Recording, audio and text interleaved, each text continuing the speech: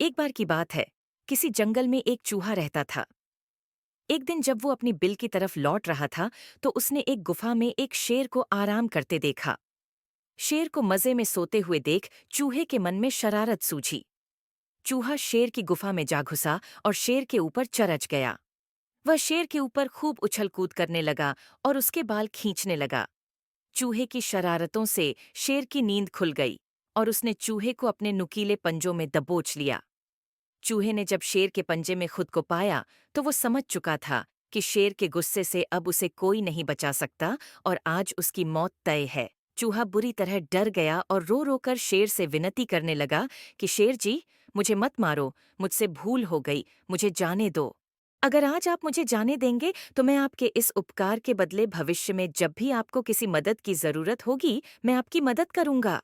चूहे की बातें सुनकर शेर की हंसी निकल गई। शेर ने कहा कि तुम तो खुद इतने छोटे हो, मेरी मदद क्या करोगे?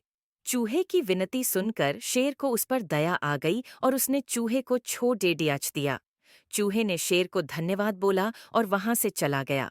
कुछ दिनों बाद जब शेर खाने की तलाश में इधर-उधर घूम रहा था, तभी अचानक किसी शिकारी के फैलाए जाल में फंस गया।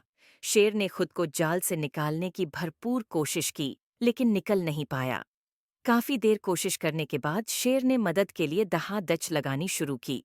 उसी वक्त वो चूहा उधर से गुजर रहा था कि उसने शेर की दहाड़ धनने की आवाज सुनी। वो भागकर शेर के पास गया और शेर को जाल में फंसा देख चौंक गया।